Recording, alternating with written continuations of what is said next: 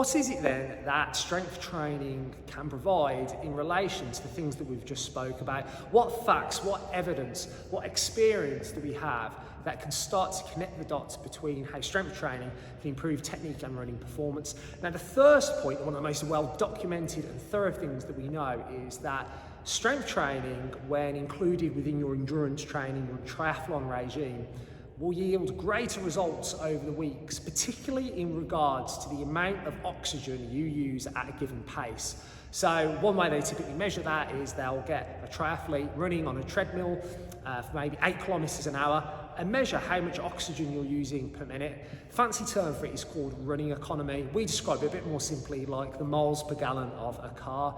Now, people who include strength training alongside their endurance training, when they run, will see that they use less oxygen at a given running pace. In other words, the cost of energy becomes a lot more less. That enables you to be able to run further at a minute-mile pace that you might want to.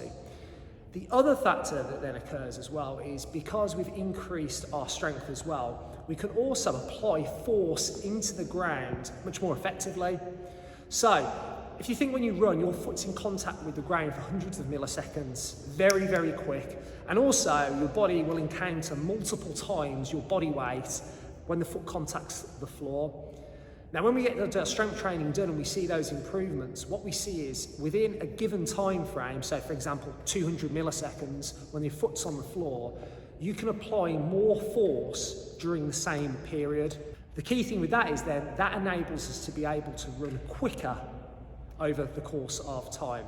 So while strength training can, in the first case, enable us to use less oxygen at a certain running pace, also what it should provide us as well is the ability, by applying more force within the same time frame, to be able to run quicker at a certain energy cost as well. So the first one is what we call economy, and the one I've just mentioned is called efficiency.